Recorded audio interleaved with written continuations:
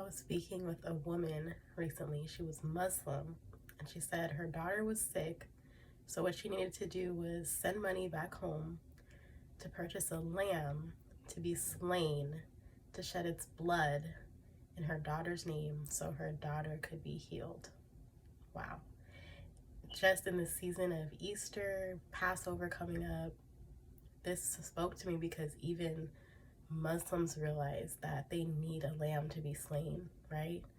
But when Jesus went to the cross, he had our names written on his hand. He shed his blood in the name of the Father, and when we confess his name, our names are included in that.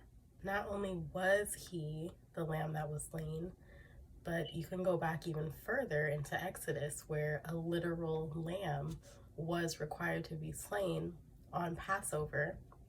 That blood would be used to anoint doorways so that the Lord would pass over those houses, right, as they professed him as Lord, and their firstborn would be saved, just as this woman was looking to save her firstborn from the illness she was suffering from.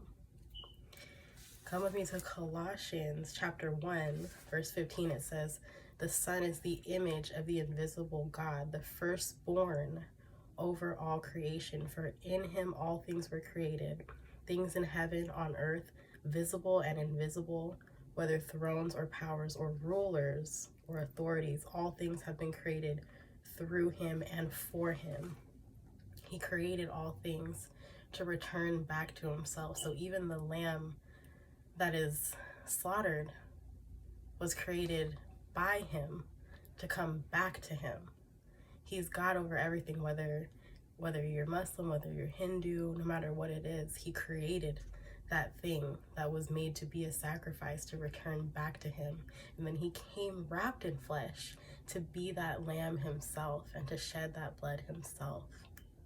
That's the beautiful thing about being Christian and having Jesus in your life, is that there's no material thing, there's no amount of money that you have to spend in order to receive that healing and that salvation. He already spent it. He already paid it when he shed his blood. We just have to profess his name.